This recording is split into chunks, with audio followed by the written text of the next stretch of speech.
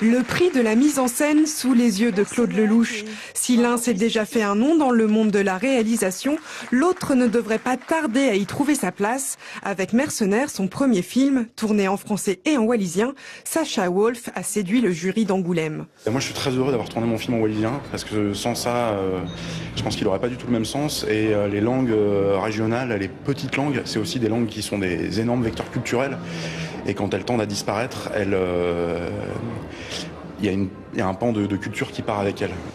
L'histoire commence en Nouvelle-Calédonie et raconte le parcours d'un jeune wallisien qui brave l'autorité de son père pour faire du rugby en métropole. Itinéraire poignant et vrai point de vue de cinéaste, voilà ce qui a touché les organisateurs du festival.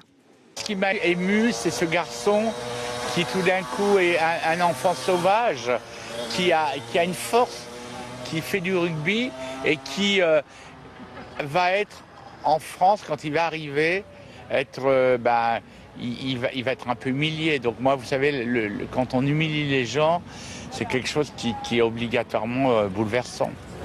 La star du film, c'est lui, Toki, rugbyman à Aurillac. Il n'est pas comédien professionnel, mais à 20 ans, il a déjà conquis les cœurs. Il est bien meilleur qu'un professionnel, je veux dire, parce qu'il apporte autre chose. Voilà, il apporte autre chose que le métier, il apporte sa vérité, son authenticité. Enfin, moi, je suis éblouie. Très puissant comme jeu, hein. C'est impressionnant. C'est une France qu'on ne connaît pas, mais qui nous impressionne. Hein. J'ai adoré. Mais en plus, je suis fan de rugby, donc. Toki, c'est le début de la célébrité ? Célébrité, non, je pense pas.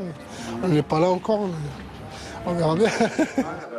Toki garde les pieds sur terre, mais l'aventure Mercenaires a bien commencé. Avant même sa sortie en salle le 5 octobre, le film semble avoir trouvé son public. À Cannes, il s'était déjà fait remarquer lors de la quinzaine des réalisateurs.